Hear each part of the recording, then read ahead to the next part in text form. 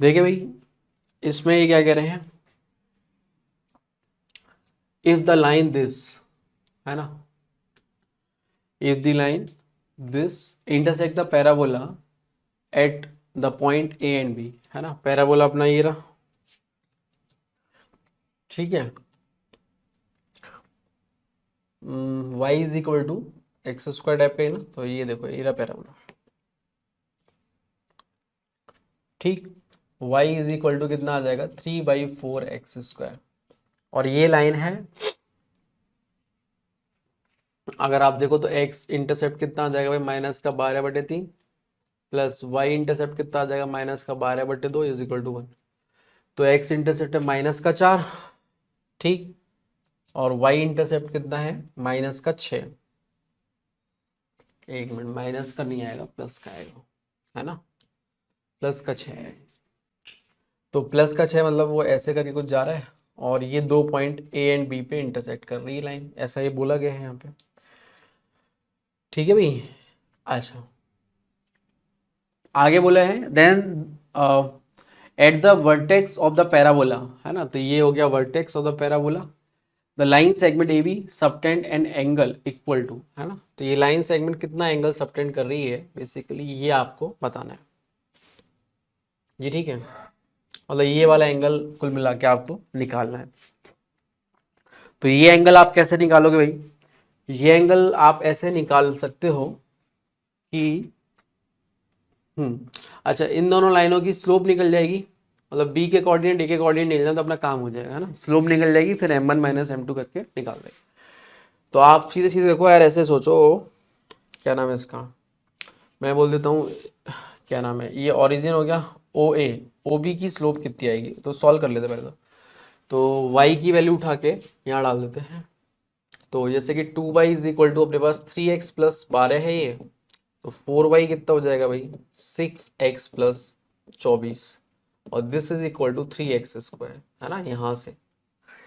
तो ये आ गया 3 से उड़ाई दिया, तो x² माइनस का 2x माइनस का 8 बराबर 0,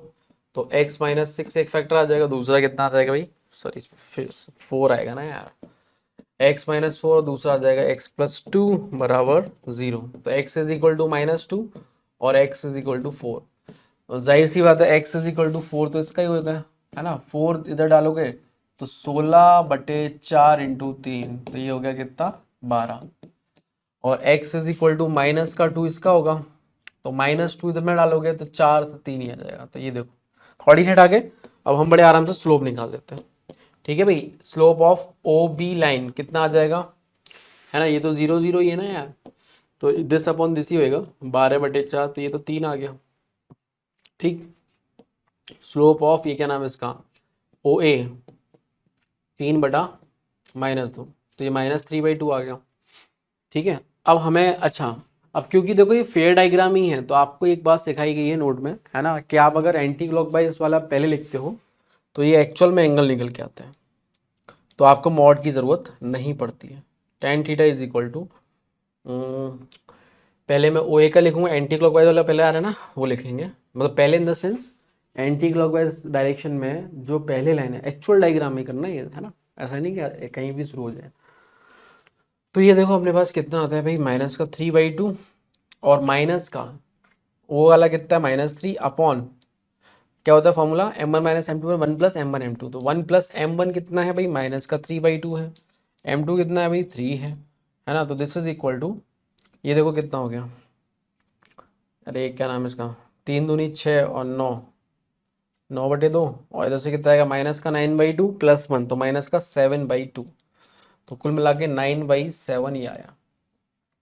तो थीटा जो आ रहा है दिस इज इक्वल टू कितना आ गया भाई, tan इनवर्स ऑफ 9/7, ये बात समझ में आ गई आपको, है ना, और क्योंकि पॉजिटिव आ रहा है तो एक्यूट एंगल बना होगा, ऑब्वियस सी बात है ना, तो ये एक्यूट एंगल होगा, ये ध्यान रहे आपको, है ना, तो ऑप्शन नंबर 2 अपना बन रहा है, ठीक है, ऐसे छलावों में मत फंसना, अब मैंने वही बताया, अब जैसे मान लो आप ये वाला करते अगर फॉर्मूला ये ना लगा के आप सीधे सीधे tan theta is equal to ये निकालते, क्या नाम है इसका, ठीक है, तो आपको पता नहीं चलता ना कि ये वाला एंगल निकला है या फिर ये वाला निकला है ना,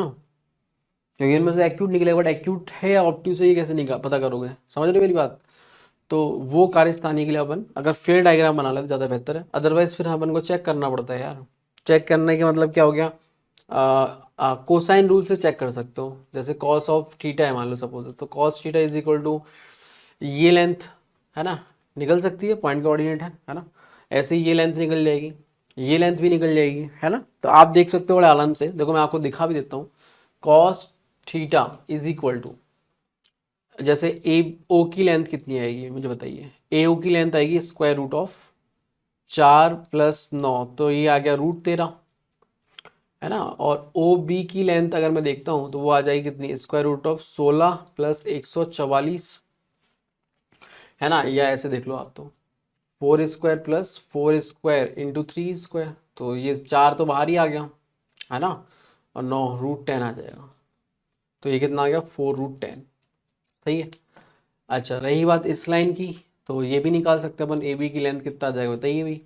4 में से ये गया तो 2 6 36 प्लस 12 में से 3 गया तो 9 का स्क्वायर, ठीक है भाई। तो ये देखो ध्यान से, ये भी तो क्या लिखा है 4 × 9 + 9 स्क्वायर, तो 9 तो बाहर निकल के 3 हो गया, और ये बच गया 4 + 9, एक 9 बच गया ना, तो ये आ गया 3√13, सही है भाई। तो अब मैं अगर कॉस थीटा कोसाइन रूल से देखूं तो क्या फॉर्मूला होता था याद करो, है ना। वो आएगा कितना, this square A O square, वो आएगा 13 प्लस दिस स्क्वायर, तो ये आएगा कितना, अच्छा ये अंदर वाला ही तो आ जाएगा ना यार। तो ये देखो कितना आ गया 5 6, देखो मैं एक्स्ट्रा करके बता रहा हूँ आपको है ना, ऐसा नहीं है कि भाई सवाल नहीं हो रहा, सवाल का तो हो ही चुका, आंसर आ चुका, ठीक है भाई। 160 हो गया, अब उसके बाद इसका कर दो आप, है ना। तो ये देखो 36 और 81, 9 ने 81 था ना, 8 और 3 11, 117। तो आपको बस यहीं से पिक्चर दिख जानी चाहिए 2 × नीचे तो जो भी उसका कोई फर्क नहीं है, साइन का ही तो अपन को देखना होता है ना। तो दिख रहा है यही कंपनसेट कर दिया, तो पॉजिटिव आ रहा है ना, तो कॉस अगर पॉजिटिव आ रहा है तो थीटा जो है फर्स्ट क्वाड्रेंट में होगा, तो एक्यूट एंगल होगा, ये अपन ने प्रूव करके क्या दिया। तो अगर मान लो ये चीज़ नहीं याद रह जाती है एंटी क्लॉक चक्कर, अगर फेयर डायग्राम में ध्यान रहे, फेयर डायग्राम में, तो फिर आपको देखो ये कार्यक्रम करना पड़ेगा, क्योंकि आप तो एकदम धुआंधार निकाल दोगे M1 - M2 वो तो वो एक्यूट एंगल आता है ना यार, बट एक्यूट एक्चुअल में ये होगा या फिर वो वाला होगा, समझ गए ना, है ना। तो वो तो हमें देखना पड़ेगा, जैसे कि मैंने यहाँ पे चेक करके बताया। तो ये एक अलग मेथड हो गया, और अपना एक मेथड जो अपन छोटी सी बात अगर याद रख लें तो अपना आंसर आ जाता है।